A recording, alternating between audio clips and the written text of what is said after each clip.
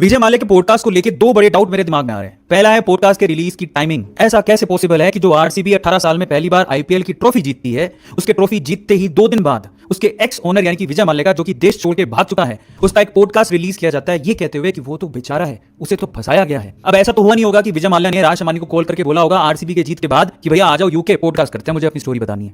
इसकी प्लानिंग बहुत पहले से चल रही होगी। हर एक बिजनेस टाइकून का टाइम लेने में 1 महीना निकल जाता है। अब मुझे डाउट ये आ रहा है कि क्या विजय माल्या को ये पहले से पता था कि इस बार का आईपीएल आरसीबी जीतने वाली है और उसके लिए यही सही समय है अपनी कहानी बताने का, अपने लिए पॉजिटिव हवा बनाने का। दूसरा डाउट जो मेरे दिमाग में आ रहा है वो ये है कि जो आदमी पिछले कई सालों से भारत की जनता का, भारत के पॉलिटिशियंस का, भारत के न्यूज मेकर्स का विलेन बना हुआ है, अचानक से रील्स में उसको हीरो बनाया जा रहा है, अचानक से उसके लिए पॉजिटिव हवा क्रिएट की जा रही है। इसके पीछे कौन है, क्या है इसके पीछे का थॉट प्रोसेस, ये हमें सोचना पड़ेगा। और तीसरा एक छोटा सा डाउट और आ रहा है मेरे दिमाग में कि जिस आदमी को ढूंढने में हमारी अथॉरिटीज लाचार है, उस तक पहुंच ही नहीं पा रही, उस तक राज शर्मा कैसे पहुंची। और अगर अथॉरिटीज को नामुमकिन लग रहा है तो वो राज शर्मा से कनेक्ट क्यों नहीं करती। आपको क्या लगता है कमेंट सेक्शन में जरूर लिखिएगा।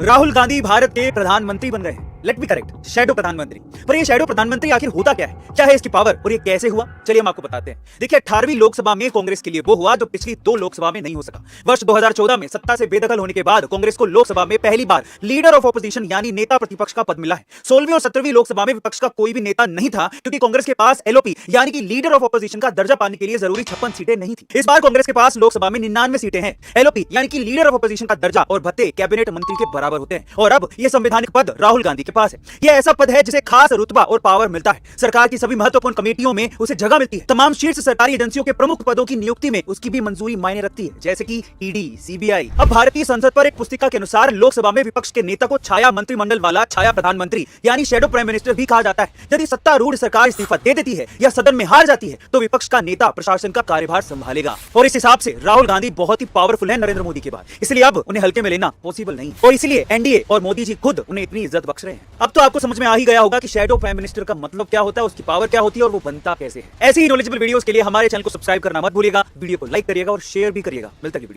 डिक्टेटरशिप के नाम पर मोदी सरकार को जो लोग घेर रहे हैं उनको थोड़ा सच्चाई जाननी चाहिए। भारत की आजादी के बाद से लेकर आज तक धारा 356 यानी कि राष्ट्रपति शासन किसने सबसे ज्यादा बार लगाया, किसने अपने ही देश के राज्यों को ढंग से काम नहीं करने दिया और किसकी सरकार ने केंद्र के खिलाफ बोलने वाले राज्यों को गिरा दिया। कोई भी भारत की राजनीति को जानने वाला इसका जवाब कांग्रेस सरकार ही देगा। पर क्यों?